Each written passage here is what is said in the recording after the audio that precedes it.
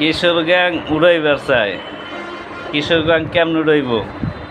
নির্বাচন আইলে কিশোর গ্যাংরা সবাই সামনে,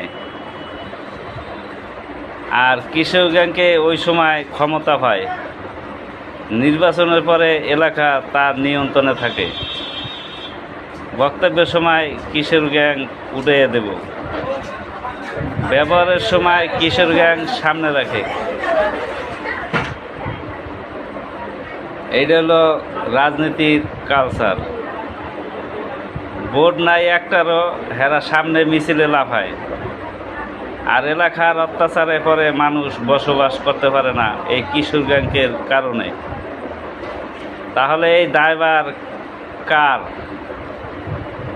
এটা তো মনে করি রাজনীতি যারা করে তারাই এই কিশোর গ্যাংকে উস্কানিমূলক ব্যবহার করে। তাদের ছোট ভাই বড় ভাই, তাই আজ এলাকায় এলাকায় গ্যাঞ্জাম।